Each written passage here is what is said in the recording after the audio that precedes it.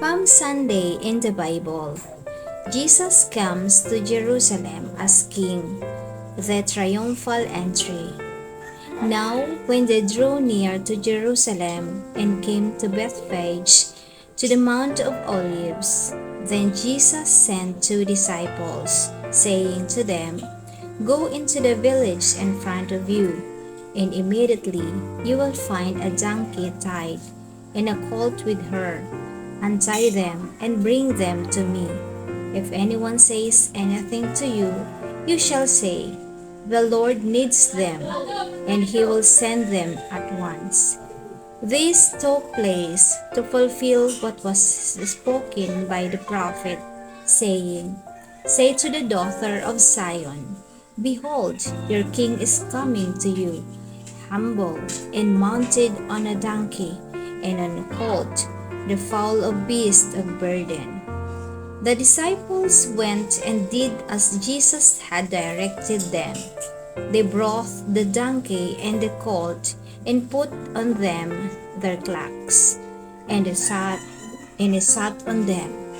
Most of the crowd spread their cloaks on the road, and others cut branches from the trees and spread them on the road. And the crowds that went before him and that followed him were shouting, "Hosanna to the Son of David! Blessed is he who comes in the name of the Lord! Hosanna in the highest!" And when he entered Jerusalem, the whole city was stirred up, saying, "Who is this?"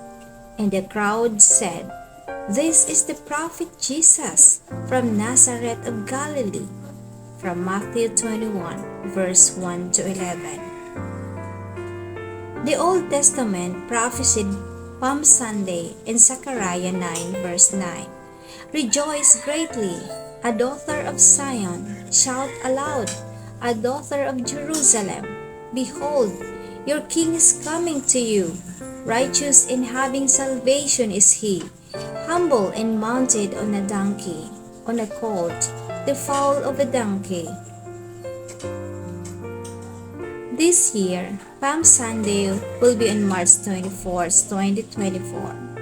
This begins Holy Week, leading to Easter on March 31st, 2024.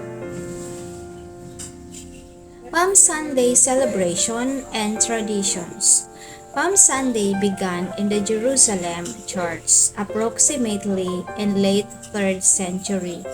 Observances consisted of hymns, prayers, and Bible readings as people traveled through the many holy places within the city.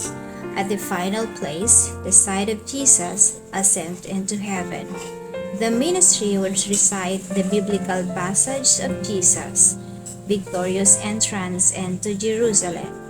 Then as dusk neared, the people would return to the city declaring, "Blessed is he that comes in the name of the Lord," from Matthew 21, verse 9. This tradition continued until the 6th and 7th centuries, when the ceremonial blessing of the palm was included.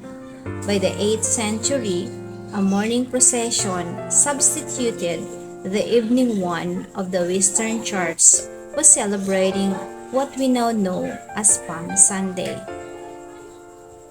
Palm Sunday is the Sunday before Easter that begins the Holy Week. It is the day that we remember and celebrate the day Jesus entered Jerusalem as Savior and King.